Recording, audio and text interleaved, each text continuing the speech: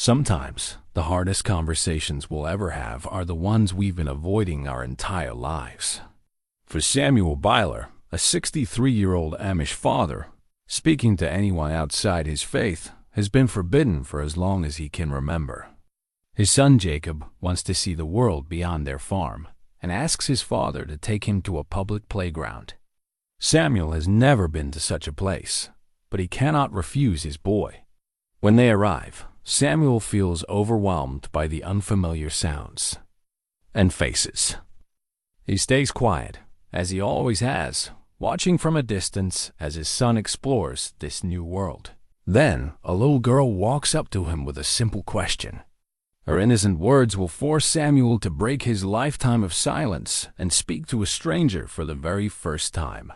What she asks him will change everything he thought he knew about faith, family, and finding his voice. What could one small child possibly say that would make a man break the rules he's followed his entire life? Before we jump back in, tell us where you're tuning in from, and if this story touches you, make sure you're subscribed, because tomorrow I've saved something extra special for you. The first light of dawn crept across the Pennsylvania farmland like a gentle blessing, painting the rolling hills of Lancaster County in shades of gold and amber. Samuel Beiler stood at his kitchen window, his weathered hands wrapped around steaming cup of coffee, watching the familiar landscape awaken to another day. At 63, he had witnessed this same sunrise more than 23,000 times. Yet each morning still filled him with quiet gratitude for God's steady provision. His prayer cap sat on the wooden table behind him, the traditional black hat that had crowned his head for nearly 5 decades. More than mere cloth and thread, it represented everything Samuel held sacred: his faith, his community, his place in the ordered world of the Amish. The weight of that responsibility had never felt heavier than it did this morning. "Dad, you're up early again."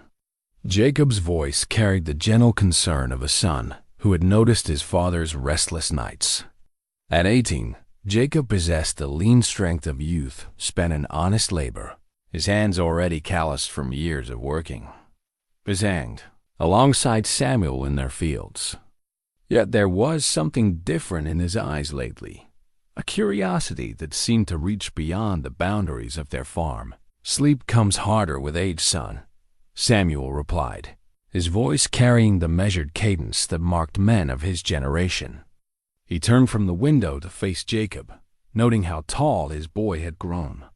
Soon, Jacob would be of marrying age, ready to take on the responsibilities of his own household within their community. The thought should have brought Samuel comfort, but instead, it stirred an uneasiness he couldn't quite name. Martha emerged from the bedroom, her graying hair neatly pinned beneath her white prayer covering. Even after 25 years of marriage, Samuel's heart still stirred at the sight of her gentle smile. She had been his anchor through the storms of life, the steady presence that reminded him daily of God's goodness. "Good morning, my loves," she said, moving with practiced efficiency to begin breakfast preparations. The kitchen filled with the comfortable sounds of domestic life, the sizzle of eggs in the cast-iron pan, the soft thud of Martha's wooden spoon against the bowl as she mixed batter for biscuits. These were the rhythms that had governed Samuel's world for as long as memory served. Jacob helped his mother set the table, but Samuel could see the restlessness in his movements. Over the past months, his son had grown quieter during their family devotions, more distant during their evening conversations. Samuel had hoped it was merely the natural growing pains of young adulthood, but deep in his heart, he knew something more profound was stirring. "Dad," Jacob said as they settled around the table for morning prayer, "I've been thinking about something." Samuel bowed his head, leading his family in the silent grace that had begun every meal for as long as he could remember. The quiet moments stretched between them, filled with the unspoken prayers that bound their family together. When he finally raised his head, he found Jacob watching him with an expression that seemed to carry the weight of unasked questions. "What's troubling you, son?" Jacob glanced at his mother, who nodded encouragingly. "I've been wondering about the world beyond our community, about the English families who live just a few miles from here, but might as well be on the other side of the earth for all we know of them." Samuel's fork paused halfway to his mouth. These were dangerous thoughts, the kind that had led other young men to leave their families and faith behind.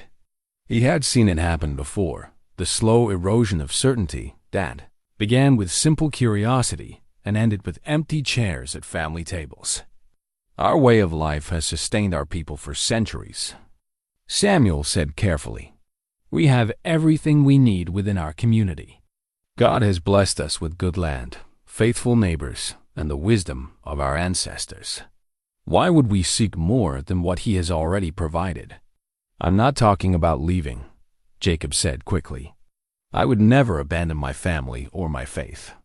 But sometimes I wonder if understanding others might help me understand myself better. The English children I see from a distance when we go to town, they seem happy, just like our children. Their parents work hard, just like us. Maybe they're not so different." Martha reached across the table to squeeze Samuel's hand. In that simple gesture, he felt the weight of her understanding. She too had noticed their son's growing questions, had perhaps even shared some of them herself. The knowledge both comforted and unsettled him. "The bishop teaches that separation from worldly influences protects our faith," Samuel said, but even as the words left his mouth, they felt heavier than usual. "Our silence with outsiders isn't born of unfriendliness, but of wisdom. When we speak only within our community, we preserve the purity of our beliefs." Jacob nodded respectfully, but Samuel could see the question still burning in his son's eyes.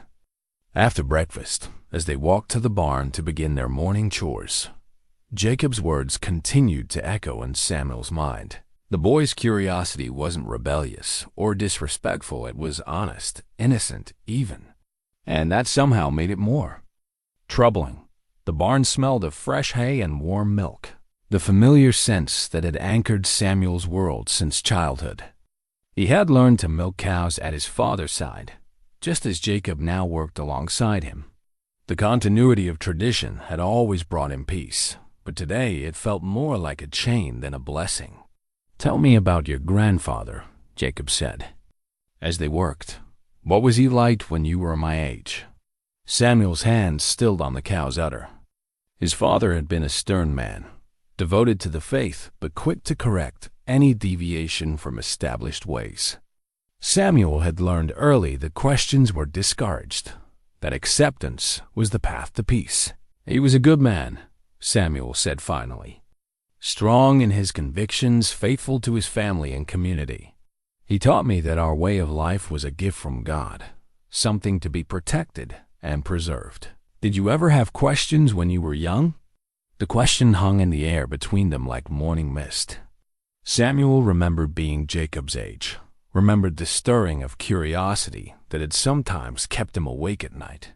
He had wondered about the English families they encountered in town, had been intrigued by their different ways of speaking and dressing. But his father's stern guidance had quickly redirected those thoughts back to acceptable paths.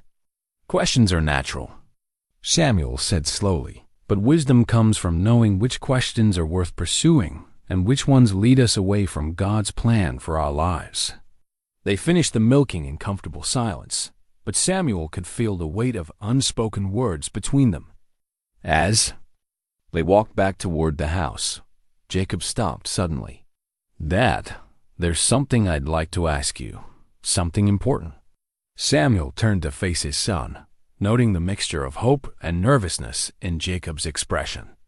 Whatever was coming, he could see that it mattered deeply to his boy. "There's a playground in town, a place where English families take their children. I've heard other young men talk about it, and I've been wondering, would you take me there? Just once, so I can see what it's like?" The request hit Samuel like a physical blow.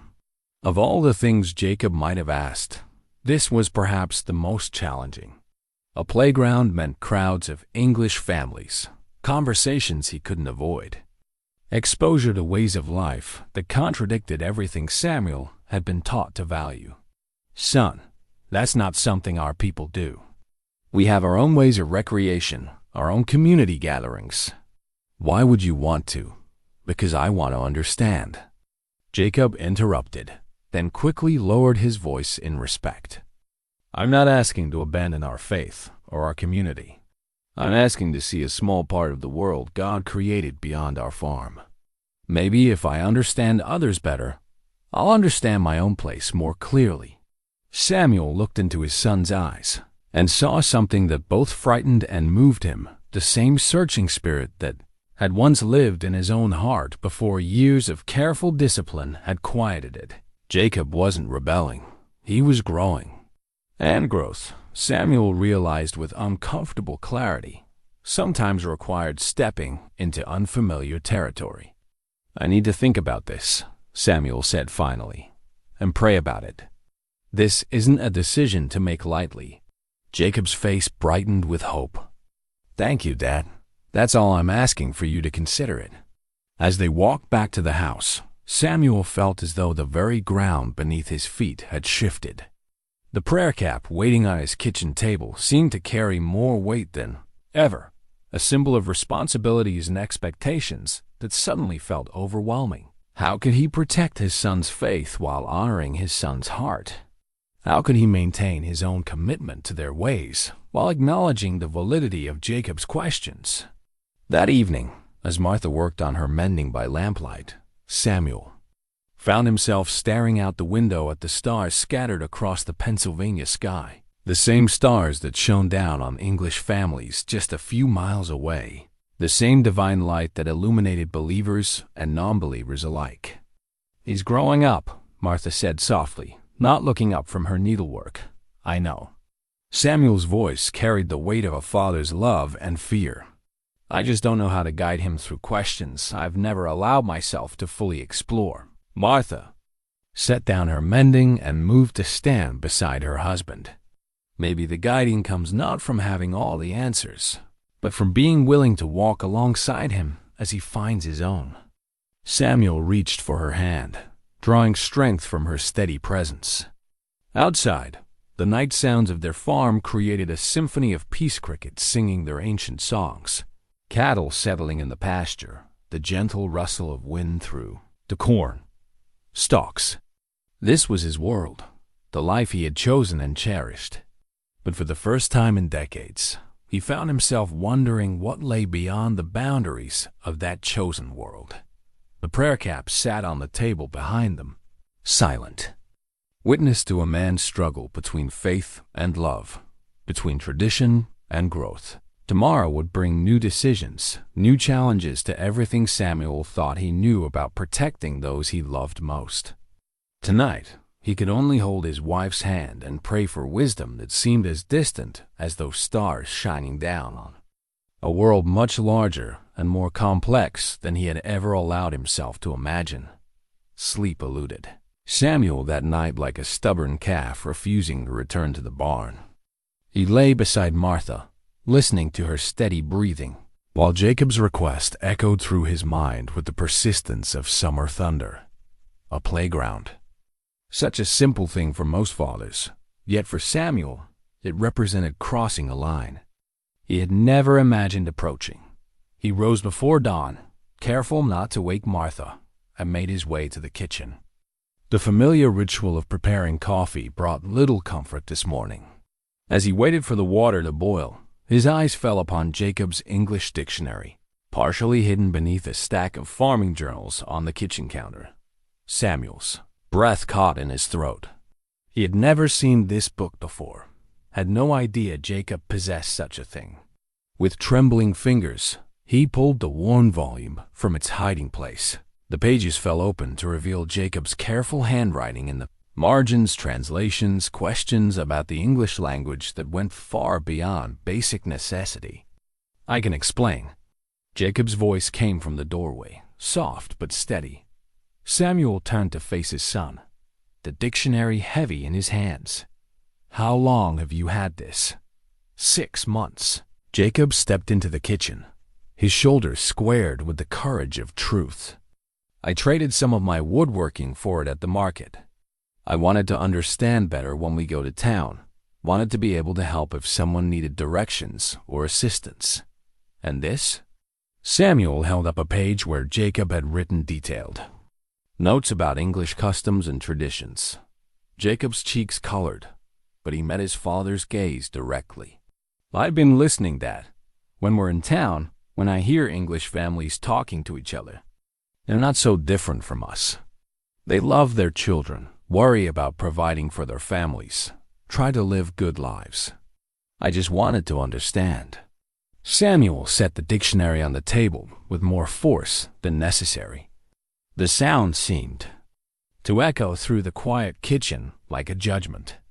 Jacob, this goes against everything we've been taught. Our separation from the English world isn't arbitrary. It's protection. When we start trying to understand their ways, we risk losing sight of our own. But what if understanding doesn't weaken our faith? Jacob asked, his voice carrying a note of desperate hope. What if it strengthens it? What if seeing how God works in other people's lives helps us appreciate His goodness even more? Samuel felt something shift inside his chest, a loosening of certainties he had held for decades. Jacob's words carried an innocence that was hard to dismiss, a sincere seeking that reminded Samuel uncomfortably of his own young heart before the world had taught him to be afraid of questions. Martha appeared in the doorway, her prayer covering slightly askew from sleep. She took in the scene, the dictionary on the table, the tension between father and son, and her expression filled with understanding. "Good morning," she said gently, moving to begin breakfast preparations. "I see you found Jacob's book." "You knew about this?" Samuel's voice rose slightly, then caught himself. Anger had no place in their home, especially over what might be an honest mistake in judgment. "I've known for some time," Martha replied, her hands steady as she cracked eggs into a bowl. "I've been waiting for him to find the courage to tell you himself." Samuel looked between his wife and son, feeling suddenly outnumbered by people he loved but no longer fully understood. "And you didn't think I should know that our son was secretly studying English customs?" "I thought," Martha said carefully, "that our son was trying to find his place in the world God has given him. And I thought that when the time was right, he would come to his father for guidance." Jacob stepped forward, his young face earnest with hope. "That's what I'm doing now, Dad. I'm coming to you for guidance. I'm asking you to help me understand by coming with me to the playground. I don't want to go alone. I want to go with my father, so you can help me see what's worth understanding and what's not." The request hung in the air between them like morning mist, substantial enough to feel, but delicate enough to dissipate with a harsh word. Samuel found himself at a crossroads he had never expected to face. On one side lay the familiar path of refusal, of protecting his family through separation and silence. On the other side lay unknown territory, a place where faith might be tested, but also where understanding might bloom. The bishop teaches that curiosity about worldly ways is the first step towards spiritual compromise, Samuel said, but his voice lacked its usual conviction. "And the Bible teaches that God's love extends to all people," Jacob replied gently. "Maybe seeing that love in action wouldn't compromise our faith. Maybe it would confirm it." Samuel studied his son's face, seeing in it the boy who had once asked endless questions about the stars, about the changing seasons, about why some flowers bloomed early and others waited for perfect conditions. That curiosity had always been part of Jacob's nature, but Samuel had worked to channel it toward acceptable subjects. Now he wondered if he had been trying to contain something that was meant to grow. Martha moved between them, setting plates on the table with quiet purpose. "Perhaps," she said softly, "this is one of those times when a father's wisdom comes not from having all the answers, but from being willing to seek them alongside his son." The words struck Samuel with unexpected force. He thought of his own father, stern and certain, who would never entertain questions that might challenge established ways. Samuel had always tried to be that same kind of father, strong, decisive, unwavering. But looking at Jacob now, he wondered if strength might sometimes require flexibility, if love might sometimes demand courage more than certainty. If I were to consider this, Samuel said slowly, it would not be a casual decision. We would go once briefly, so you could see what you're curious about. And we would go together as father and son, so I could help you understand what you observe. Jacob's face lit up like sunrise after a long night. You're saying yes? I'm saying I'll pray about it, Samuel corrected, but his heart had already begun to soften toward the idea. And if God grants me peace about it, then perhaps we could make this journey together. Martha smiled, the expression transforming her whole face. I think that sounds like wisdom. Over breakfast, they discussed the practical aspects of such a visit. The playground was in the neighboring town of Intercourse, a 20-minute buggy ride through countryside Samuel knew as well as his own face. They would go on a Saturday afternoon when families gathered for recreation, and they would stay only long enough for Jacob to observe and understand. We won't speak unless spoken to, Samuel cautioned. We'll observe respectfully and leave quietly. This is about understanding, not about forming relationships. Jacob nodded eagerly, but Samuel caught something in his son's expression that suggested the boy understood more about the significance of this decision than he was letting on. This wouldn't be just about observing English families at play. It would be about testing the boundaries that had defined their lives for generations as they prepared for the day's work. Samuel found himself thinking about the dictionary hidden beneath farming journals, about his son's careful notes and sincere questions. Jacob wasn't trying to abandon his faith. He was trying to understand how his faith fit into a larger world. The distinction was small but crucial, and Samuel was beginning to see that perhaps his role as a father required him to help Jacob navigate that understanding rather than simply forbid the questions that drove it. The morning chores passed in comfortable conversation, father and son working side by side as they had for years. But underneath the familiar routine, Samuel felt the stirring of something new, a willingness to step beyond the boundaries of everything he had known in service of something he valued even more deeply. His love for his son and his trust in God's guidance stopped by noon. Samuel had made his decision. That evening, after the family had gathered for their final meal of the day, he would tell Jacob they could visit the playground together. The thought filled him with equal measures of anxiety and anticipation, but beneath both emotions lay something that felt very much like faith. Not the easy faith of never questioning, but the harder faith of trusting God's goodness, even in unfamiliar territory. Saturday morning arrived with the kind of crisp clarity that made Samuel's decision feel both inevitable and terrifying. He had slept little, but the restlessness came not from doubt, but from the strange mixture of anticipation and anxiety that accompanies stepping into unknown territory.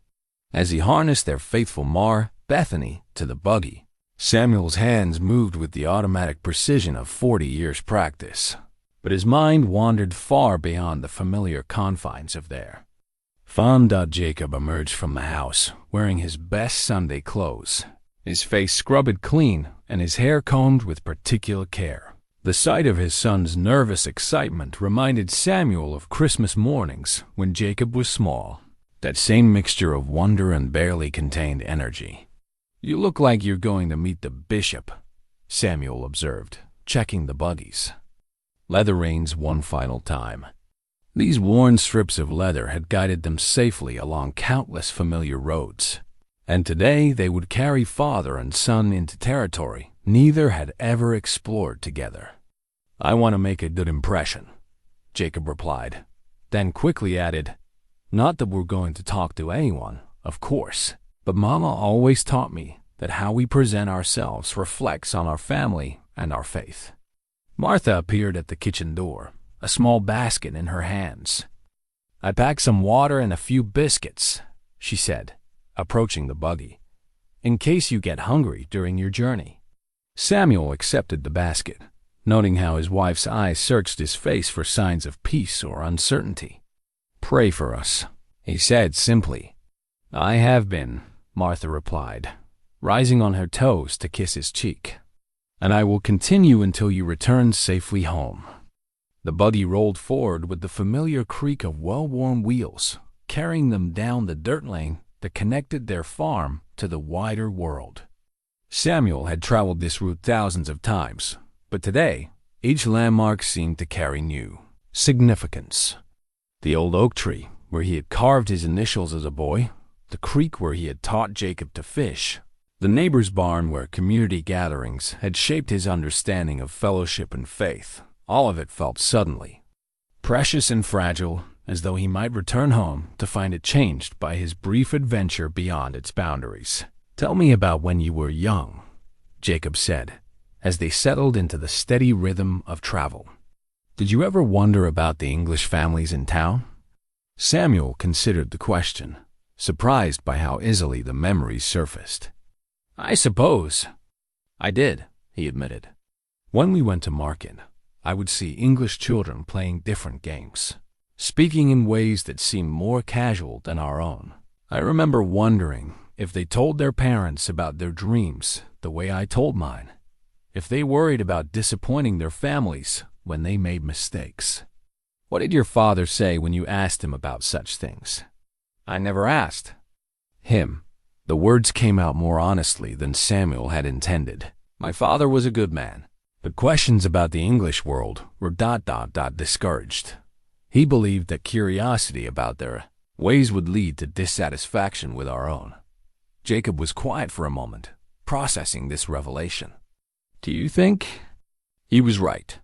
Samuel watched the countryside roll past fields of corn reaching toward an endless sky, farmhouses that spoke of generations of faithful labor, the gentle curves of land that has sustained his people for more than 2 centuries. "I think he was protecting what he loved," Samuel said finally. "Sometimes protection requires building walls. Sometimes it requires opening doors. The wisdom is in knowing which approach serves love best." The road gradually widened as they approached the outskirts of intercourse, and Samuel began to notice changes that marked the transition from their agricultural world to something more complex. English houses appeared more frequently, some with unfamiliar decorations in their yards, others with clotheslines displaying garments cut and colored differently from anything in Samuel's experience. The sight of these differences didn't alarm him as much as he had expected. Instead, he found himself curious about the families who lived behind those doors, the daily rhythms that governed their lives. "Look," Jacob said softly, pointing ahead. "There are so many of them." Samuel followed his son's gaze and saw what Jacob meant. The playground appeared in the distance like a small city of activity, colorful equipment rising from carefully maintained grass. Dozens of families scattered across the space in clusters of conversation and play. The sound reached them before the sight fully registered laughter, calling voices, the metallic music of children on swings and slides. Samuel's chest tightened with something he couldn't quite name. Fear, certainly, but also something that might have been longing. When had he last heard such unguarded joy? When had his own community gatherings carried this kind of spontaneous celebration? "Are you ready for this?"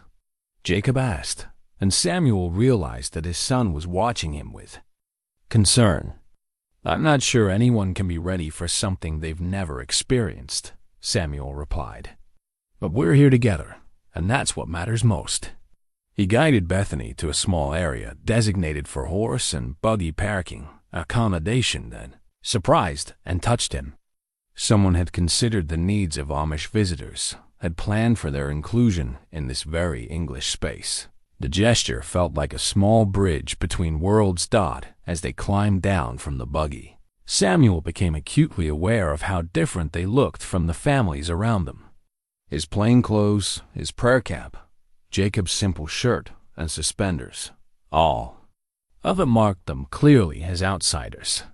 But rather than the judgment or curiosity he had expected, Samuel noticed that most people simply went about their business, offering polite nods when they made eye contact, but otherwise respecting their privacy. "It's bigger than I imagined," Jacob breathed, taking in the sprawling playground with wide eyes. Samuel followed his son's gaze, trying to see the space through Jacob's perspective. Swings that carried children toward the sky, slides that promised thrilling descents, climbing structures that challenged young bodies to reach higher than they thought possible. All of it designed to bring families together and play, to create joy through shared experience. "Shall we find a place where we can observe?" Samuel suggested, his voice steadier than he felt. They walked slowly toward a bench positioned at the edge of the playground, their movements careful and respectful. Samuel carried the buggy reins in his hand, not because he didn't trust Bethany to stay, but because the familiar weight of the leather provided comfort in this unfamiliar environment. These reins represented his control, his ability to guide, and direct, his connection to the life he understood. Today, he would need that anchor more than ever, as he prepared to witness a world that operated by different rules than any he had known.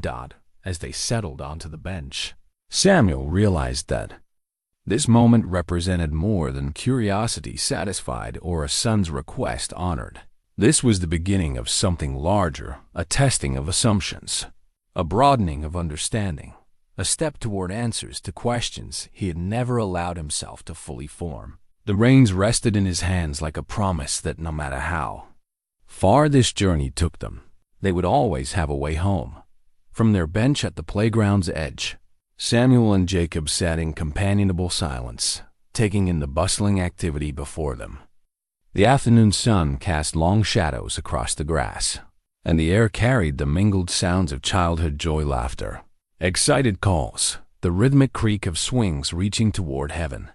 Samuel's attention was drawn to a small wooden horse that lay abandoned near the base of a towering oak tree. The toy had been carved with obvious care, its mane detailed with delicate strokes, its expression both noble and gentle. Someone's child had treasured this horse enough to bring it to the playground, yet it now sat forgotten in the grass, waiting for remembering hands to claim it again. "That looks like something you would have made," Jacob observed, following his father's gaze to the toy. Samuel nodded, remembering the countless hours he had spent in his workshop, shaping wood into gifts for Jacob's childhood. Horses, farm animals, simple puzzles that challenged growing minds, each piece created with the hope that it would bring joy and perhaps teach something valuable about patience, beauty, or the satisfaction of work well done. "All children love horses," Samuel said softly. "English or Amish, it doesn't seem to matter. There's something about horses that speaks to young hearts." As if summoned by his words, a little girl with pigtails and grass-stained knees came running toward the oak tree, her face bright with relief when she spotted the wooden horse. She couldn't have been more than 6 years old, her movements filled with the unself-conscious energy that belongs only to the very young. Samuel watched as she cradled the toy against her chest, whispering to it as though apologizing for the abandonment. The gesture was so tender, so universal in its expression of love for a cherished possession, that Samuel felt something shift in his chest. This child's devotion to her wooden horse was no different from what he had witnessed in Amish children throughout his life. "Look how she loves it," Jacob murmured. "Just like Mary Stoltzfus with her cornhusk doll, or little David with his wooden truck." The comparison was apt, and it settled over Samuel with the weight of revelation. The love between children and their treasures transcended the boundaries that adults worked so hard to maintain. A wooden horse carved by English hands could bring the same joy as one shaped in an Amish workshop. A child's heart didn't recognize the differences that seemed so important to grown minds. The little girl noticed them watching and offered a shy smile before running back toward the playground equipment. Samuel found himself smiling in return, the expression coming so naturally that he didn't realize it had happened until Jacob chuckled beside him. "What's amusing?" Samuel asked. "You, Dad. You're enjoying this more than you expected, aren't you?" Before Samuel could answer, they were approached by a woman about Martha's age, her graying hair pulled back in a practical ponytail. She carried herself with the quiet confidence of someone accustomed to managing both children and chaos, and her smile held genuine warmth as she gestured toward the empty space on their bench. "Mind if I sit? My feet are telling me I'm not as young as I used to be." Samuel's throat constricted with familiar panic. This was exactly what he had hoped to avoid: direct interaction that would force him to choose between rudeness and breaking his lifelong pattern of silence with English strangers. He glanced at Jacob, who was watching him with encouraging eyes. "Of course," Samuel managed, the words feeling foreign on his tongue. "Please sit." The woman settled beside them with a grateful sigh, her presence somehow managing to feel both intrusive and comforting. "Thank you. I'm Helen Patterson. That little whirlwind by the swings is my granddaughter, Emma." Samuel followed her gesture to see a girl of perhaps 8 years old, her red hair catching the sunlight as she pumped her legs to send her swing higher and higher. The sight brought back memories of pushing Jacob on the simple rope swing that hung from their barn's oak tree. "I'm Samuel," he said after a moment's hesitation. "This is my son Jacob. Pleasure to meet you both." Helen's voice carried no hint of surprise at their plain dress or his obvious discomfort with conversation. "Is this your first time at our little playground?" "Yes," Jacob answered when Samuel seemed unable to find words. "We heard it was a nice place for families." Helen nodded approvingly. "It is that. Been bringing grandchildren here for 15 years now, and I've seen 3 generations of families make memories on these swings and slides. There's something special about watching children play, isn't there? Reminds you that joy doesn't require much, just safety, freedom, and maybe a friend or two." Samuel found himself nodding, surprised by how much her words resonated with his own observations. He thought of community gatherings in his own world, of Amish children playing simple games with sticks and stones, finding endless entertainment in the most basic pleasures. Perhaps the capacity for joy was indeed universal, requiring only the space to flourish. "Your granddaughter seems very happy," Samuel ventured, the words coming easier than he had expected.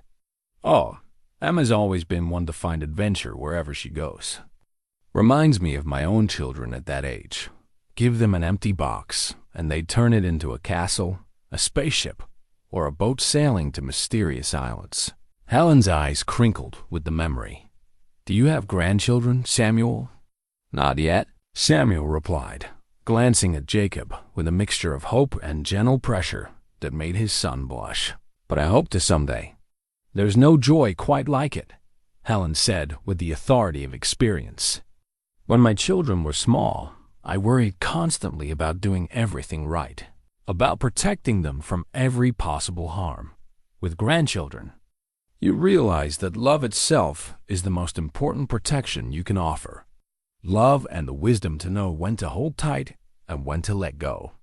The words settled over Samuel like a benediction, speaking directly to the struggle that had brought him to this place. How you protect what you love without diminishing it. How you preserve what matters while allowing for growth. Emma ran over to them, her cheeks flushed with exertion and her eyes bright with excitement.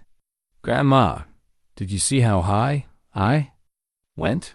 I think I almost touched the clouds." "I saw, sweetheart. You were flying like a bird." Emma turned to study Samuel and Jacob with the frank curiosity that only children possess. "Are you Amish?" she asked with the directness that makes adults uncomfortable, but somehow felt refreshing to Samuel. "Yes, we are," he answered, bracing himself for the questions or comments that might follow. Instead, Emma simply nodded as though filing away this information for future reference. My friend Sarah at school is Amish. She makes really good cookies. She paused, then added with the generosity of youth, Would you like to play on the swings? There are lots of them, and sharing makes everything more fun. Samuel felt something warm bloom in his chest at the invitation. Here was acceptance without condition, friendship offered without reservation, joy extended simply because joy was better when shared. The wooden horse in her small hands seemed to represent everything beautiful about childhood, the capacity to love freely, to include generously, to find wonder in simple things. Thank you for the invitation, Samuel said, gently. Perhaps we'll just watch for now and learn how playground swings work. Emma giggled at this, as though the idea of adults needing to learn about swings was delightfully absurd. They're easy. You just sit and pump your legs and try to touch the sky. As she ran back toward the play equipment, Samuel realized that something fundamental had shifted in his understanding. This wasn't a foreign world operating by alien principles. This was simply another expression of the same human desires that governed his own community. The desire for children to be safe and happy, for families to spend time together, for simple pleasures to create lasting memories. The wooden horse remained in Emma's hand, a bridge between worlds that Samuel was only beginning to understand. Might not be as different as he had always believed. As the afternoon progressed, Samuel found himself drawn deeper into the gentle rhythm of playground life. Jacob had overcome his initial hesitation and was now engaged in quiet conversation with a boy near his own age who was helping younger children navigate the climbing structure. Watching his son's natural ease with the English youth, Samuel felt a mixture of pride and uncertainty that had become familiar over the past few days. Helen Patterson remained on the bench beside him, her presence having evolved from intrusion to companionship without Samuel quite realizing when the shift had occurred. She seemed to understand his need for comfortable silence, offering occasional observations, but never pressing for responses that felt beyond his comfort. You're very thoughtful, she said, as they watched Emma demonstrate the proper technique. From the monkey bars to a group of admiring younger children, I can see you taking everything in, really seeing what's happening here. Samuel nodded, grateful for her perception. I suppose I've spent most of my life in a world where everything is familiar. Being here feels like trying to read a book written in a language I'm just beginning to understand. And what are you learning from this new book? Helen asked with gentle curiosity. Samuel considered the question, his eyes scanning the playground scene before them. A mother was pushing her toddler on a swing, her face lit with the same joy that filled the child's laughter. A father was teaching his daughter to navigate the slide safely, his patient guidance reminding Samuel of countless lessons he had shared with Jacob over the years. Two mothers stood near the climbing structure, their conversation clearly focused on the typical concerns of parenthood, school performance, friendship dynamics, the challenge of balancing protection with independence. I'm learning that love looks remarkably similar regardless of the community that surrounds it, Samuel said finally. The words might be different, the clothes might be different, but the desire to raise children well seems to be universal. Helen's smile was warm with approval. That's a wise observation. I've been watching families here for 15 years, and I've seen every kind of parent you can imagine, wealthy and struggling, strict and permissive, young and old. But the good ones all share something fundamental. They put their children's well-being ahead of their own comfort. As if to illustrate her point, Samuel noticed a young mother across the playground who caught his attention through her sheer presence. She was perhaps 30 years old, with kind eyes and an easy smile that she shared freely with her own children and those belonging to others. What struck Samuel most was the way she moved through the space present and engaged, but without the anxious hovering he had sometimes observed in other parents. When a little boy fell from the lower rungs of the climbing structure, It was this mother who reached him first, despite the fact that his own parents were yards away, deep in conversation with friends. She knelt beside the crying child, her voice too quiet for Samuel to hear, but her manner clearly soothing. Within moments, the boy's tears had stopped, replaced by a shy smile as she helped him dust off his knees and encouraged him to try again. The boy's parents noticed and hurried over, their faces flushed with embarrassment and gratitude. The woman waved off their thanks with gracious ease, but Samuel could see the genuine connection that had been forged in that simple moment of care extended beyond family boundaries. She would have made a good Amish mother, Samuel found himself saying, then immediately felt heat rise in his cheeks at the presumption of the comment. Helen chuckled softly. That's Sarah Martinez. She's got 4 children of her own and treats every child here like they're 5th, 6th, and 7th. Some people are just born with that gift, the ability to see a child in need and respond with love instead of judgment. Samuel watched as Sarah returned to her own children, seamlessly, resuming whatever game they had been playing before the interruption. Her attention was fully present, undivided by the kind of distraction that seemed to plague many adults in his observations. When her youngest daughter approached with a handful of dandelions, Sarah received the gift with the same reverence Samuel had seen Amish mothers show for their children's offerings of smooth stones or interesting feathers. In my community, Samuel said slowly, we believe that children are gifts from God, entrusted to us for careful stewardship.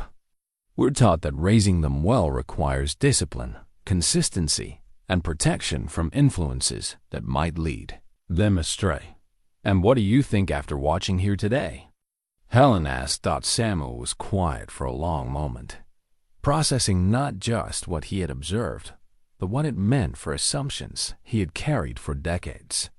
I think perhaps protection comes in different forms. I see parents here who are protective, without being restrictive, who are teaching their children to navigate the world rather than hiding them from it. Across the playground, Sarah Martinez caught sight of Samuel and Helen on their bench. Instead of the curious stare or polite dismissal Samuel had expected, she offered a warm smile and a small wave, a gesture of acknowledgement and inclusion that somehow managed to respect his obvious difference while extending friendship. Samuel found himself raising his hand in response, the gesture feeling natural despite being unprecedented. The simple exchange created a moment of connection that transcended the cultural boundaries Samuel had always assumed were insurmountable. See? Helen said with satisfaction. That's Sarah for you. She doesn't see Amish or English, she just sees people. Her grandmother always taught her that kindness is the universal language, and she's never forgotten it. The afternoon light was beginning to slant longer across the playground, and Samuel realized they had been sitting there for nearly 2 hours. The time had passed without his awareness, filled with observations and small conversations that had gradually shifted his perspective in ways he was still processing. Jacob approached the bench, his face glowing with the kind of happiness Samuel hadn't seen in months. Dad, I've been talking with some of the other young people here. They're not so different from us. They worry about their futures. They want to make their families proud. They struggle with knowing what God wants from their lives. Samuel felt something settle in his chest at his son's words. This was what Jacob had been seeking, not escape from his faith or family, but confirmation that the questions and struggles he faced were part of the universal human experience. Understanding that others wrestled with similar doubts and hopes wouldn't weaken Jacob's commitment to their way of life. It would strengthen his confidence that his path, while unique in its expression, was valid in its seeking. Are you ready to head home? Samuel asked, though part of him wasn't quite ready to leave this place where so many assumptions had been gently challenged and reshaped. I think so, Jacob replied. I've learned what I hoped to learn. As they prepared to leave, Helen Patterson stood and extended her hand to Samuel. "It's been a pleasure talking with you today. I hope you'll consider coming back sometime." Samuel accepted her handshake, marveling at how natural the gesture felt. "Thank you for your kindness. You've helped make this day more comfortable than I had expected." Sarah Martinez's smile across the playground had become more than a polite gesture. It was an invitation to see beyond differences, a bridge between worlds that Samuel was finally ready to acknowledge. The sight of her gentle care for all children, her presence that managed to be both protective and freeing, would stay with him long after they left this place. As they walked back toward their buggy, Samuel realized that the gift of this day wasn't just Jacob's expanded understanding, it was his own. The world beyond their farm wasn't the threatening chaos he had imagined, but rather another expression of the same fundamental human desires that shaped his own community. The difference lay not in the desires themselves, but in the methods chosen to fulfill them. The gentle creak of the swing set's chains created a rhythmic melody that seemed to echo the beating of Samuel's heart as he sat absorbing the afternoon's revelations. Each metallic link represented a connection between child and joy, between earth and sky, between one moment and the next in the endless chain of human experience. The sound had become a comfort rather than the foreign noise it had seemed when they first arrived. Jacob had wandered closer to the swings, drawn by the easy camaraderie of young people who seemed to find common ground despite their different backgrounds. Samuel watched his son engage in conversation with an English boy who couldn't have been much older than Jacob himself. Their discussion appeared earnest, punctuated by occasional laughter that spoke of shared understanding rather than mere politeness. "Your son has a good heart," Helen observed, following Samuel's gaze. "I've been watching him interact with the children here, and he has that rare quality of making others feel heard and valued." Samuel felt a surge of paternal pride mixed with something deeper, a recognition that Jacob's natural compassion wasn't limited by the boundaries of their community. "He's always been thoughtful," Samuel replied. "Even as a small child, he would notice when someone was struggling and find ways to help. That's a gift that will serve him well no matter what path his life takes," Helen said. "The world needs more young people who lead with kindness." Samuel found himself thinking about his own father, stern and devoted to preserving their way of life through rigid adherence to established patterns. Samuel had tried to follow that model, believing that strength came through unwavering certainty. But watching Jacob navigate this new environment with both respect for his upbringing and openness to other perspectives, Samuel began to wonder if true strength might require more flexibility than his father had possessed. "Tell me about your own children," Samuel said, surprising himself with the personal nature of the question. "How did you guide them through the choices they faced growing up?" Helen's expression grew thoughtful, her eyes distant with memory. "I made plenty of mistakes," she said honestly. "I was young when my oldest was born, and I thought parenting meant having all the answers. It took me years to learn that sometimes the best guidance comes from admitting you don't know everything and being willing to learn alongside your children." The admission resonated with Samuel more deeply than he had expected. His own approach to fatherhood had been built on the assumption that wisdom flowed only from parent to child. That questioning established ways was a sign of weakness rather than growth. But Jacob's questions had taught him that curiosity could coexist with respect. That seeking understanding didn't necessarily mean abandoning faith. "My middle son went through a phase when he was about your Jacob's age," Helen continued. "He wanted to travel, to see parts of the world we'd only read about in books. I was terrified that if I let him go, he'd never come back to the values we'd tried to teach him. What did you do?" Samuel asked, genuinely curious about how English parents navigated such challenges. "I almost said no," Helen admitted. "Almost. Used fear as a reason to keep him close. But my husband reminded me that if our values were truly sound, they would survive being tested. If our son's love for his family was real, it wouldn't be destroyed by experiencing other ways of life. Samuel absorbed this perspective, comparing it to his own instinctive desire to protect Jacob from influences that might challenge their traditional ways. And did he come back? Helen's smile was warm with memory.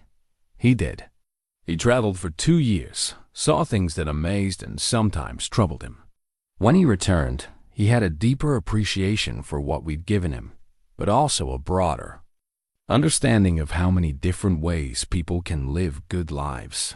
His faith in our family values was stronger because it had been freely chosen rather than simply inherited. The swing set chains continued their gentle song, and Samuel found himself thinking about the metaphor they represented. Chains could bind or they could connect.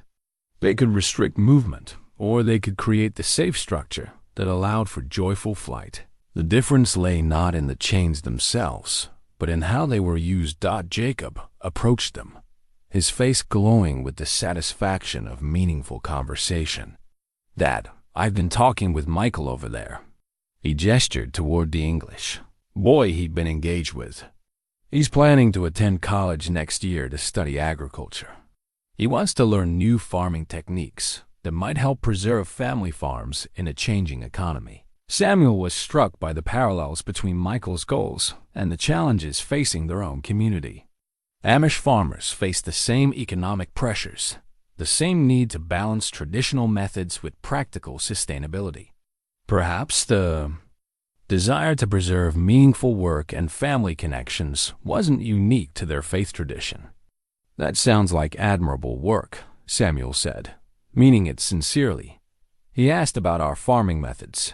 Jacob continued. He's heard that Amish farmers have techniques for soil conservation and crop rotation that are proving valuable to modern, sustainable agriculture. He'd like to learn more.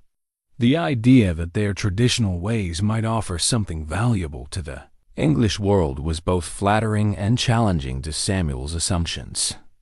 He had always thought of their separation as protection against inferior influences, not as a source of knowledge that might benefit others. "What did you tell him?" Samuel asked. "I told him that learning is always worthwhile, but that the best agricultural knowledge comes from working alongside experienced farmers. I invited him to visit our farm sometime, if you would approve it." Samuel felt the weight of decision settling on his shoulders once again. Each step away from strict separation seemed to lead to another choice, another opportunity to build bridges or maintain walls. But looking at Jacob's hopeful face, seeing the genuine respect and curiosity in the English boy's approach to their conversation, Samuel found his resistance weakening. If he's serious about learning, and if he understands that our methods are connected to our faith and way of life, then perhaps a visit could be arranged, Samuel said carefully. Jacob's smile was radiant with gratitude and excitement. "Thank you, Dad. I think you'd like Michael. He understands that farming isn't just about crops.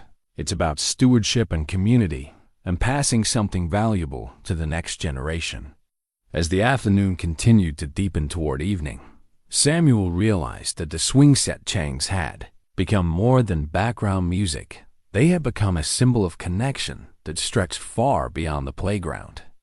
Each link represented a choice to remain connected despite differences, to create safe spaces for growth and exploration while maintaining the strength that comes from being part of something larger than oneself. The sight of children from different families playing together, sharing equipment, and including newcomers in their games spoke to possibilities Samuel had never allowed himself to consider. Community didn't have to mean isolation from others. Faith didn't have to mean fear of difference. Love didn't have to mean limitation. The chains of the swing set continued their gentle song, and Samuel found himself listening with a heart more open than it had been in decades. The late afternoon sun was beginning to cast longer shadows across the playground when Samuel noticed a small figure approaching their bench with purposeful steps. It was a little girl, perhaps 5 or 6 years old, with dark curls that caught the golden light and eyes that sparkled with the kind of innocent curiosity that belongs only to the very young.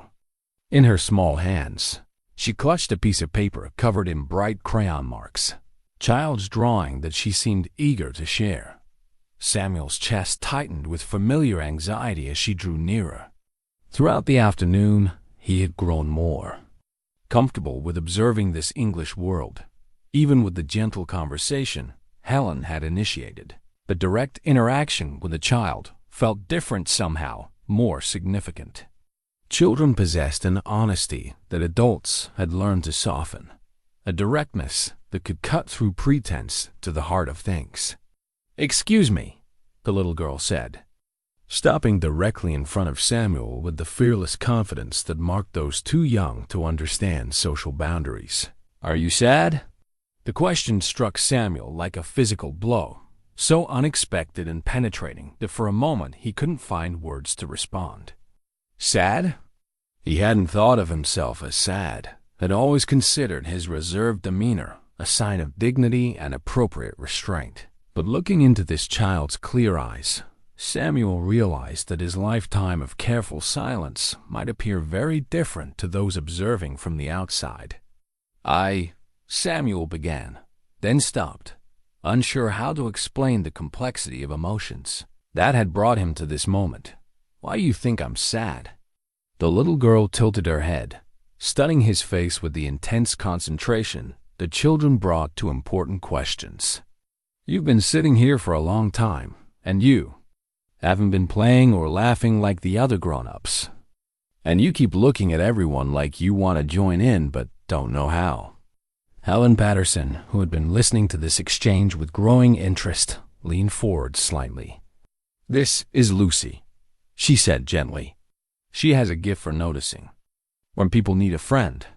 Lucy nodded seriously, as though being a friend to those who needed one was the most important job in the world.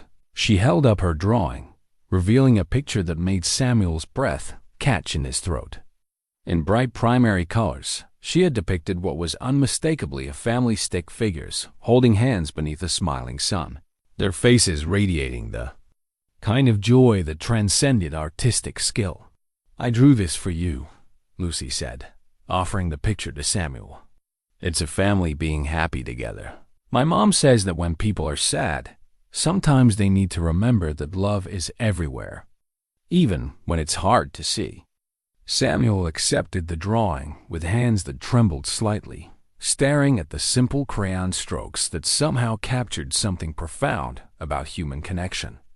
The stick figures in Lucy's drawing didn't look Amish or English. They simply looked like people who belonged together, who found joy in each other's presence. "This is beautiful," Samuel said, his voice rougher than usual. "Thank you for sharing it with me." Lucy beamed at his response, then surprised him by climbing onto the bench beside him, settling in as though they had been friends for years rather than minutes. "Do you have a family?"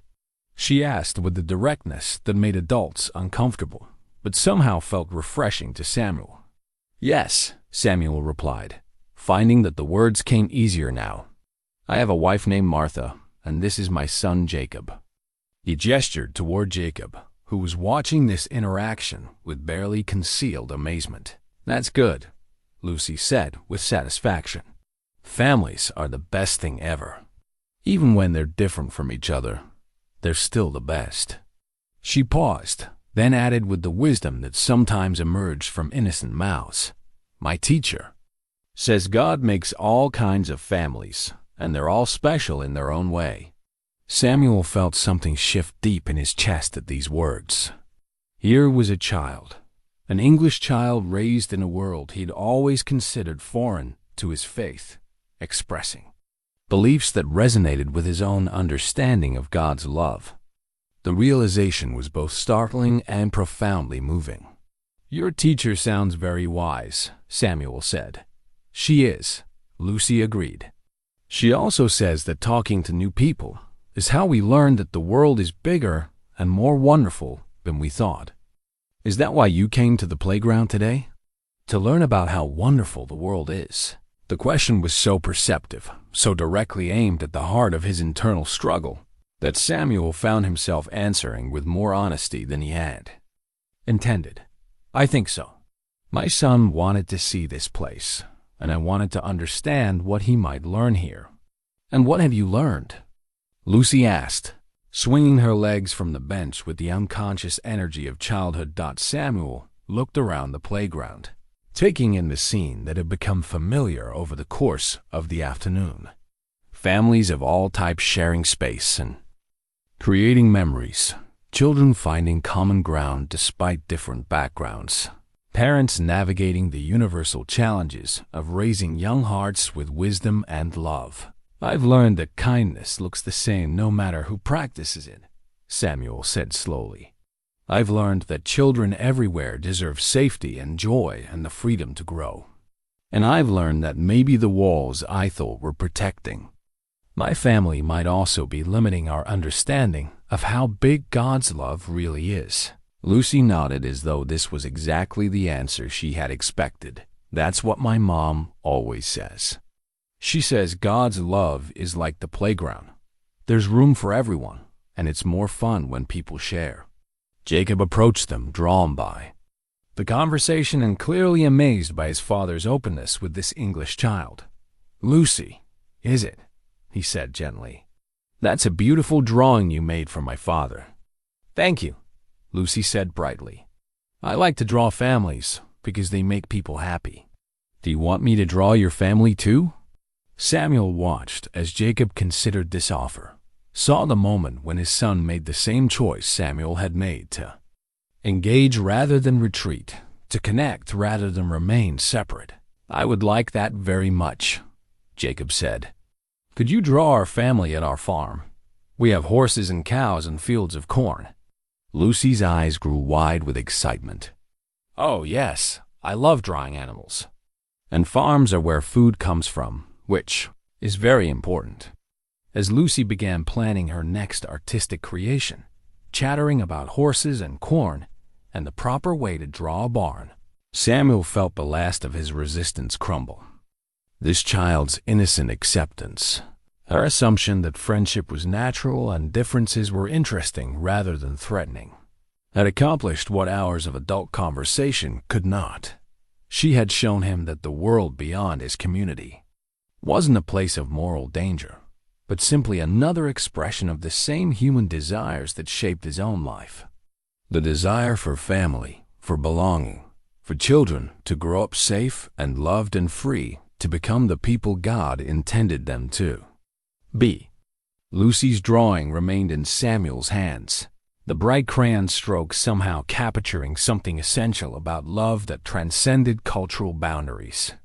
In her simple stick figures, he saw not English or Amish families, but simply families, people, bound together by affection and commitment, finding joy in each other's presence, regardless of the specific forms their faith and traditions might take.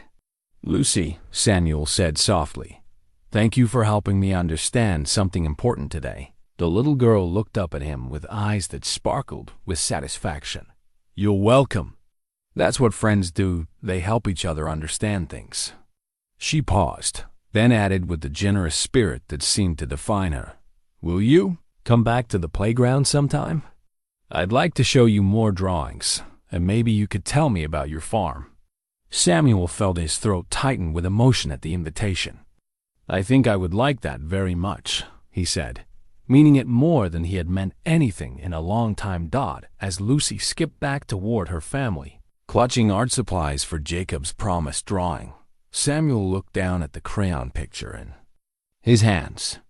It would find a place of honor in their home, not just as a memento of this day, but as a reminder that love and family and joy were indeed universal languages, spoken with equal fluency by children everywhere. The plot of his life had taken an unexpected turn, guided by the innocent wisdom of a child who saw connection where he had been taught to see separation. And for the first time in decades, Samuel found himself grateful for the unexpected direction his story was taking. Samuel's worn Bible rested in his lap like an anchor as the implications of the afternoon's revelations settled over him with the weight of divine significance.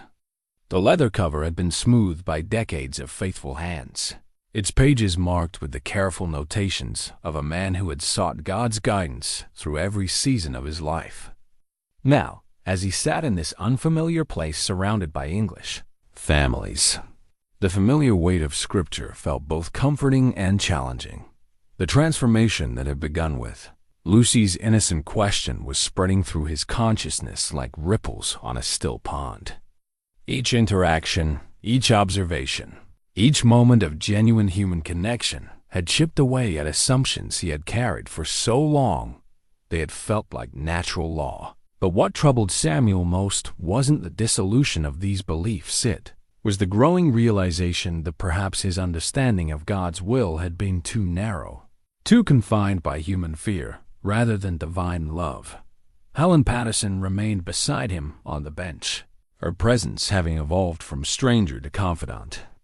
In the space of a single afternoon, she seemed to sense the magnitude of what was happening within Samuel's heart, offering the gift of companionable silence while he processed emotions that had no precedent in his experience. "You're wrestling with something important," she observed, gently, her eyes kind with understanding. Samuel nodded, his thumb tracing the familiar edge of his Bible's cover. "I'm beginning to understand that everything I thought I knew about protecting my family and preserving our faith might need to be examined more carefully." "That's not an easy realization for any parent," Helen replied. "We all want to believe that the choices we've made have been the right ones, that the boundaries we've set have served love rather than fear." Across the playground, Samuel watched as Jacob engaged in animated conversation with Michael, the English boy who shared his passion for sustainable farming. Their discussion had grown to include several other young people, and Samuel could see his son's natural leadership emerging as he described Amish agricultural techniques with both pride and humility. "Look at him," Samuel murmured, amazement coloring his voice.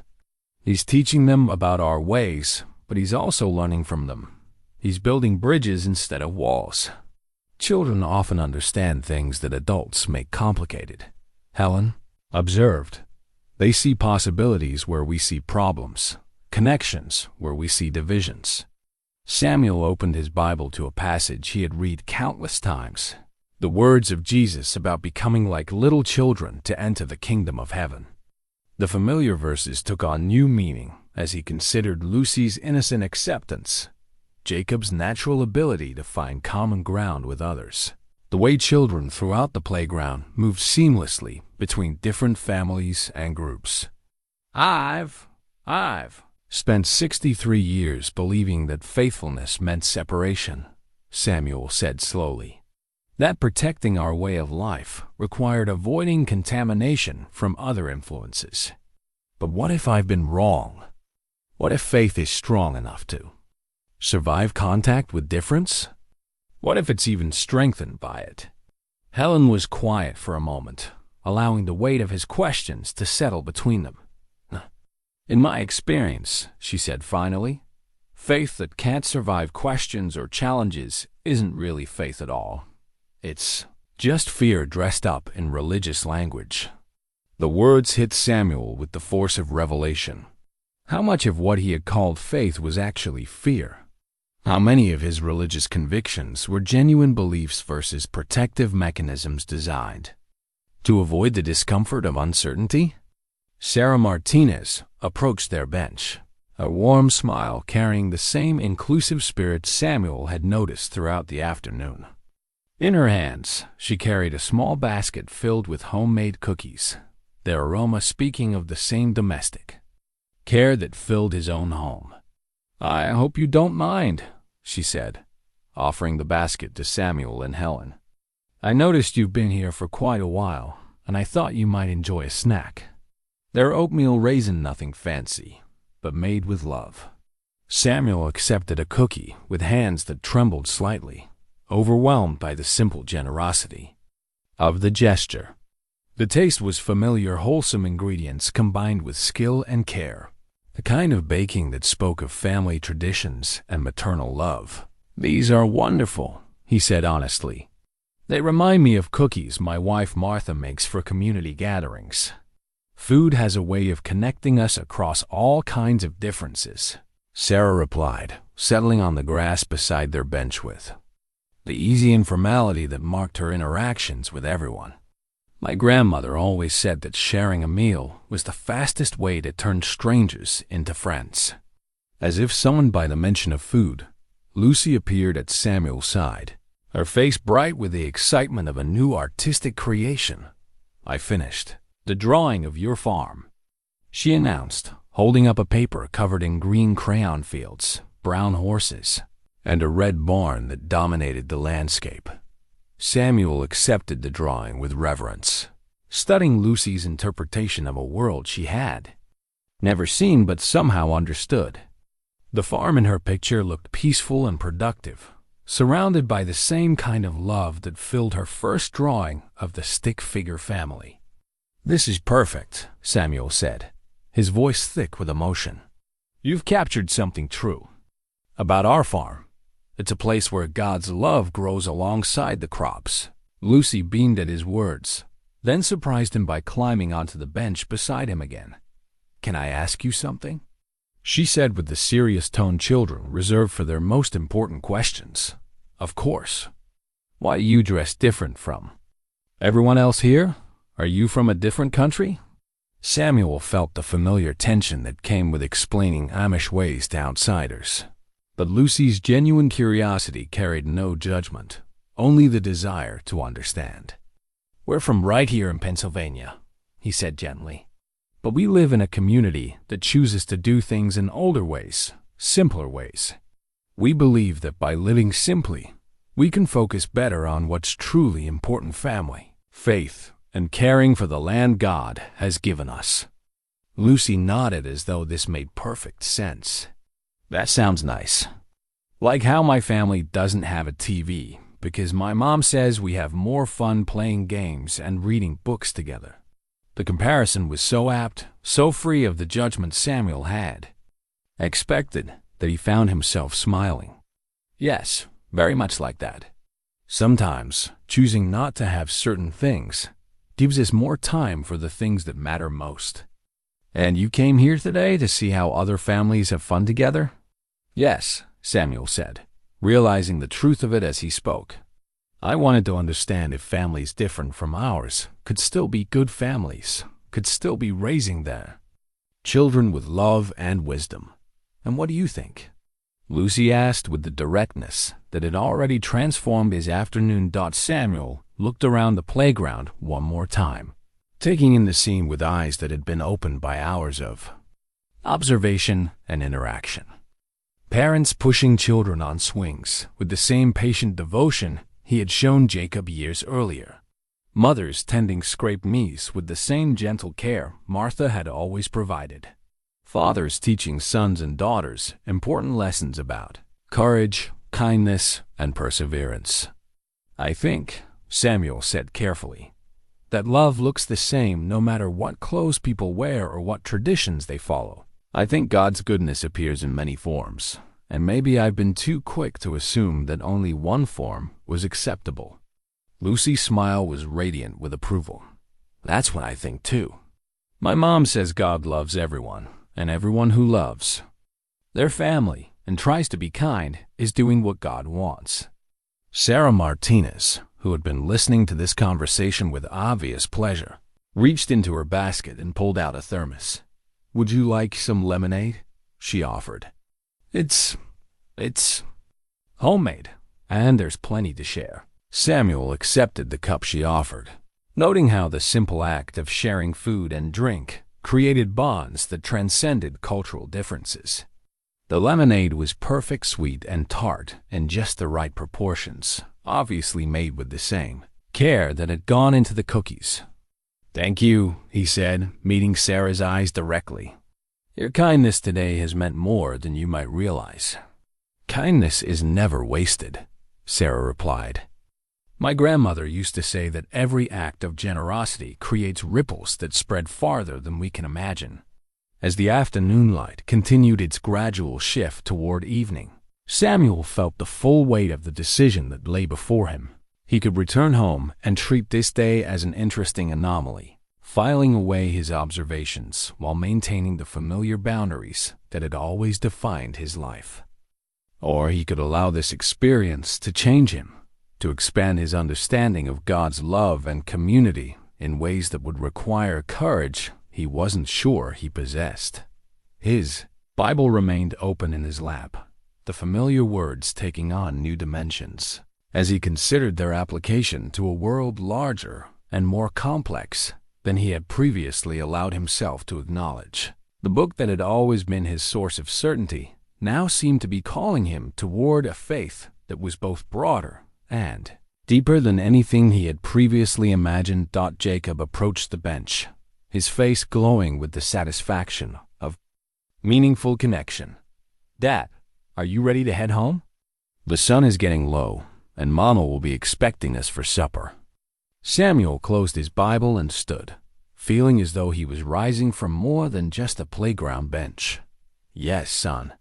I think we've learned what we came here to learn." But even as he spoke the words, Samuel knew that the learning had only just begun. The journey home would give him time to process what had happened here, to wrestle with the implications of everything he had experienced. The real test would come in how he chose to integrate these revelations into the life that waited for him beyond the playground's boundaries. As Samuel and Jacob prepared to leave the playground, Sarah Martinez approached them with a picnic basket and a smile that carried both warmth and gentle invitation. "Before you go," she said, "would you consider joining us for a simple meal? Nothing fancy, just sandwiches and fruit, but my family would be honored to share it with you." The invitation hung in the air like a bridge between worlds, offering Samuel a choice that would define not just the remainder of this day, but potentially the trajectory of his family's future. He glanced at Jacob, whose hopeful expression made clear his desire to accept, then looked back at Sarah's kind face. Samuel's mind raced through the implications of such acceptance. Sharing a meal with English strangers went far beyond the boundaries of anything he had ever contemplated. It represented a level of fellowship that his community would struggle to understand, a crossing of lines that had been drawn in spiritual conviction and maintained through generations of faithful adherence.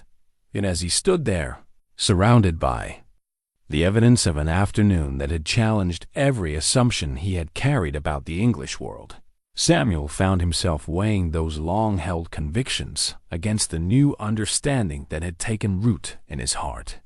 These people had shown him nothing but kindness, respect, and genuine care. Their children demonstrated the same values he prized in his own community: respect for elders, consideration for others, joy in simple pleasures. "That's very generous," Samuel said slowly, his internal struggle evident in the careful cadence of his words. "But I'm not sure it would be appropriate, Dad," Lucy interrupted, appearing at his side with the fearless directness that had marked all her interactions with him. "Sharing food is how families show love. And aren't we all part of God's family?"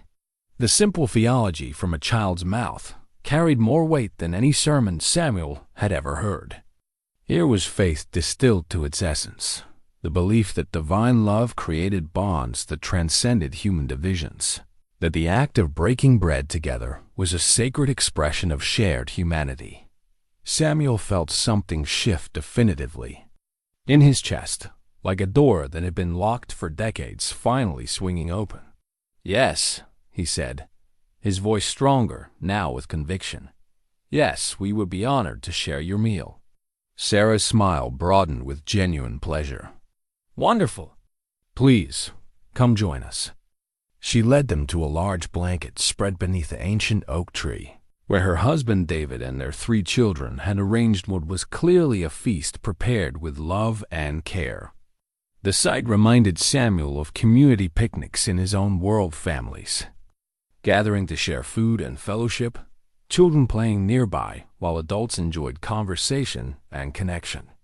Everyone, "I'd like you to meet Samuel and Jacob," Sarah said as they approached. "They're visiting our playground for the first time." David Martinez rose to greet them, his handshake firm and his manner respectful without being deferential. "Welcome," he said simply. "Please, sit wherever you're comfortable." As Samuel settled onto the blanket, he was struck by how natural the gesture felt, despite its unprecedented nature. The food spread before them spoke the universal language of hospitality: sandwiches made with obvious care, fresh fruit arranged with attention to beauty as well as nourishment, homemade cookies that promised the kind of sweetness that came from love as much as sugar. "Would you mind if we said grace before we eat?" David asked, his question carrying no assumption, but rather a gentle inquiry about their comfort level. Samuel felt a wave of gratitude wash over him at the consideration shown. "We would appreciate that very much." As they joined hands around the blanket, Samuel's calloused palm connecting to Sarah's on one side and Lucy's small fingers on the other, he experienced a moment of profound recognition. This circle of joined hands represented something larger than a simple meal blessing. It was a symbol of connection that crossed cultural lines, of faith that found expression in many forms, of love that created family bonds beyond blood and tradition. David's prayer was simple and heartfelt, expressing gratitude for food, fellowship, and the opportunity to share both with new friends. The words could have been spoken at any Amish table, carrying the same reverence for God's provision and the same appreciation for community that Samuel had known throughout his life. When they opened their eyes and began to share the meal, Samuel found himself participating in conversations that felt both foreign and familiar. David spoke about his work as a teacher, his desire to help young people develop both knowledge and character. Sarah shared stories about community volunteer work, her efforts to ensure that local families had access to good food and safe housing. The parallels to his own community's values were unmistakable. These English families weren't the morally corrupted outsiders his imagination had constructed. They were people who worked hard, loved their families, and sought to live lives that honored their beliefs and served others. The realization was both humbling and liberating, forcing Samuel to confront the prejudices he had carried while opening his heart to possibilities he had never allowed himself to consider. As they shared the simple meal under the spreading branches of the oak tree, Samuel understood that he was participating in something sacred, not just the sharing of food, but the recognition of common humanity that made all true fellowship possible. The setting sun painted the playground in shades of gold and amber, its gentle light transforming the familiar equipment into something almost magical. Samuel sat on the picnic blanket, surrounded by the Martinez family and his own son, watching as the day's final light created beauty that spoke to him of divine grace, extending far beyond the boundaries he had always assumed contained it. Lucy had curled up beside him, her small hand resting trustingly on his arm as she shared stories about her school, her friends, and her dreams of someday having a farm like his. Her innocent chatter filled Samuel with a warmth he hadn't expected, a recognition that children everywhere carried the same hopes and wonder that made life precious. "Mr. Samuel," Lucy said, looking up at him with eyes that reflected the sunsets, "Flo, do you think God makes the sky pretty like this for everyone, or just for special people?" The question struck Samuel with the force of revelation. Here was theology distilled to its purest essence, a child's understanding that beauty, like love, was a gift meant for all creation. "I think," Samuel said softly, "that God makes beautiful things for everyone to enjoy, because he loves all the people he created." "That's what I think too," Lucy said with satisfaction. "My mom says that when we see something beautiful, we should remember that it's like a hug from God." Samuel felt something break open in his chest at these words, understanding so profound. It threatened to overwhelm him. For 63 years, he had lived as though God's love was somehow limited, as though divine grace flowed more fully to those who followed the right traditions and maintained the proper boundaries. But this child's simple faith suggested something far more expansive, a God whose love was as boundless as the sky that stretched over Amish and English families alike. Jacob moved closer to his father, settling beside him on the blanket with the comfortable familiarity of shared understanding. "Dad," he said quietly, "I want to thank you for bringing me here today. I know it wasn't easy for you." Samuel reached out to place his hand on his son's shoulder, feeling the solid reality of this young man who had grown from the boy he once pushed on their farm's rope swing. "Son, I think you've taught me more today than I taught you. You helped me see that asking questions and seeking understanding doesn't weaken faith. It deepens it. What will you tell Mama about today?" Jacob asked, his voice carrying both curiosity and concern about how their community might receive news of this unprecedented adventure. Samuel considered the question as he watched the Martinez children playing a final game of tag in the fading light. Sarah and David sat nearby, their conversation with other families creating a gentle murmur of community that reminded Samuel of evening gatherings in his own world. The parallels were becoming impossible to ignore. "I'll tell her the truth," Samuel said finally. "I'll tell her that we met good people who love their families and try to live faithful lives. I'll tell her that I learned something important about the width of God's love and the danger of assuming we understand all the ways He chooses to work in the world." David Martinez approached them as the playground began to empty, other families gathering their belongings and heading home for evening routines. "Samuel, Jacob, it's been such a pleasure having you join us today. I hope you'll consider coming back sometime." Samuel stood, extending his hand to David with a gesture that felt natural despite being unprecedented. "Thank you for your kindness and hospitality. You've given us a gift today that I'm still learning to understand." "The gift has been mutual," David replied warmly. "Lucy hasn't stopped talking about her new friend who knows all about horses and farms. She's already planning the pictures she wants to draw for your next visit." Sarah joined them, Lucy's hand securely held in hers. "We were thinking," she said gently, "that if you'd ever like to have our family share a meal again, we'd be happy to come to your farm. We'd love to see the place Lucy has been drawing all afternoon." The invitation represented another bridge, another opportunity to expand the connections that had begun to form during this remarkable day. Samuel felt the weight of decision settling on his shoulders once again, but this time the choice felt clear. "We would welcome that," Samuel said, meaning it completely. "Martha would enjoy meeting you, and I think our community could benefit from seeing that good neighbors come in many forms." As they prepared to leave, Lucy ran to Samuel one final time, wrapping her small arms around his waist in a hug that conveyed more than words could express.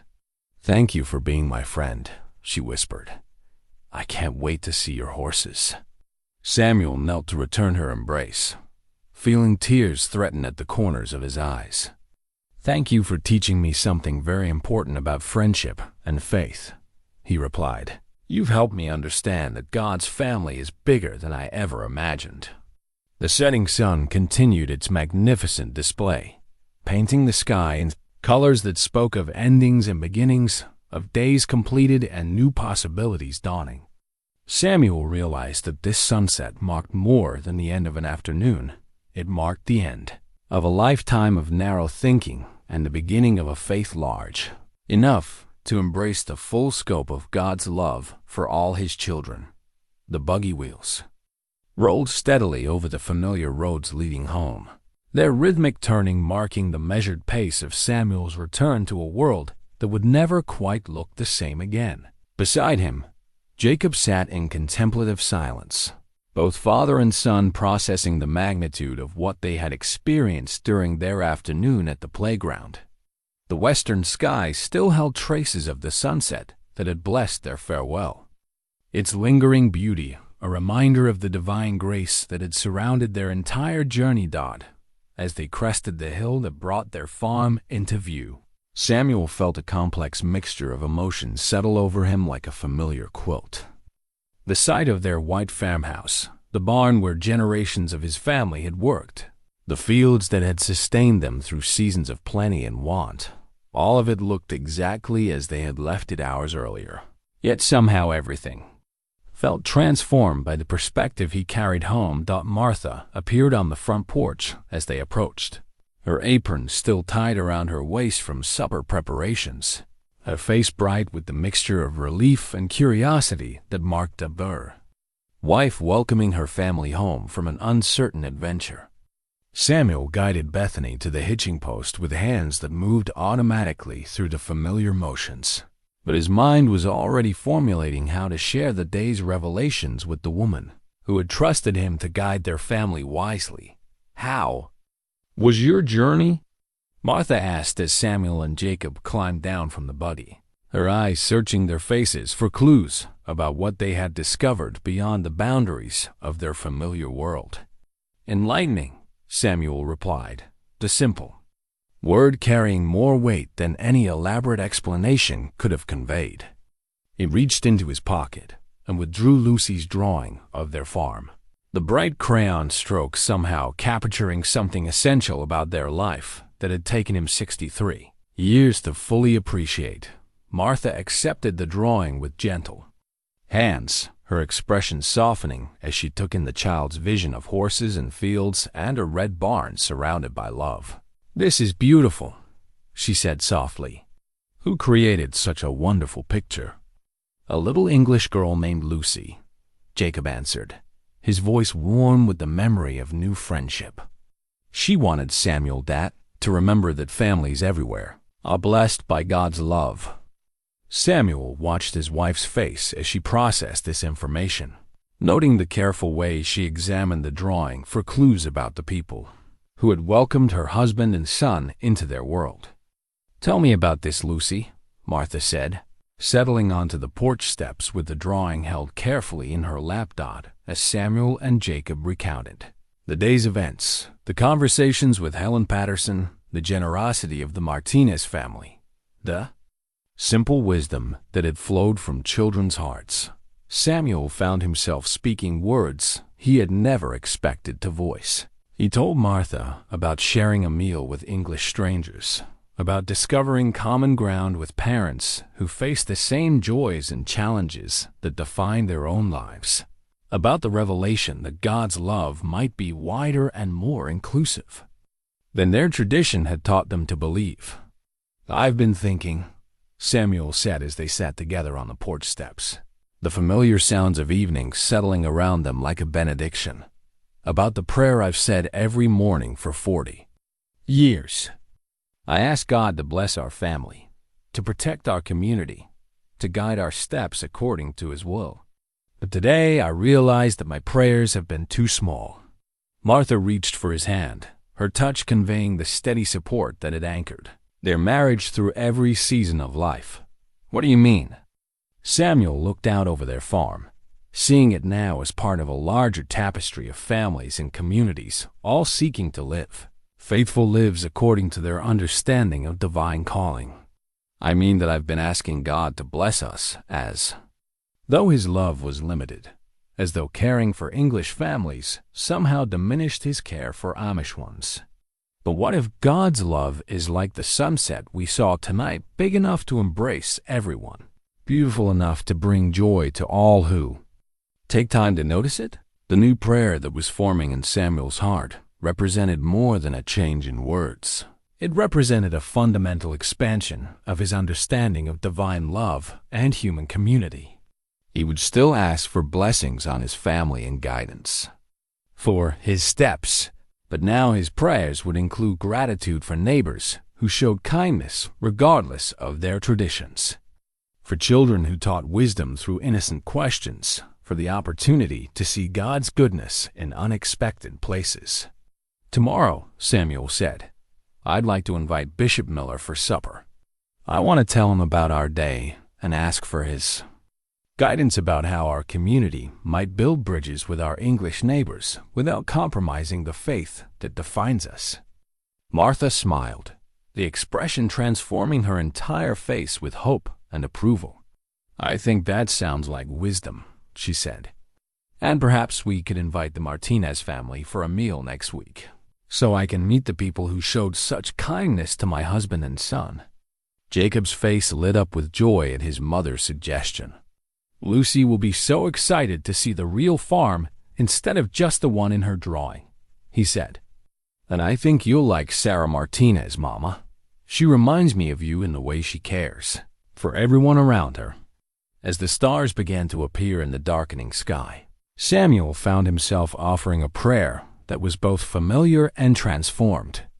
He thanked God for the safety of their journey, for the wisdom gained through new experiences, for the love that bound their family together.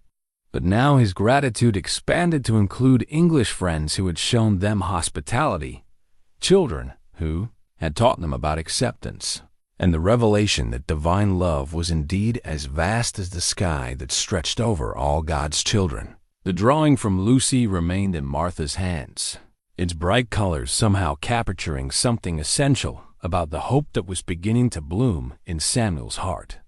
Tomorrow would bring new conversations, new decisions about how to integrate the day's revelations into their continuing life as faithful Amish people. But tonight, Samuel felt the deep peace that comes from understanding that love, whether expressed through Amish traditions or English customs, was always a reflection of the same divine source that desired goodness and connection for all his children.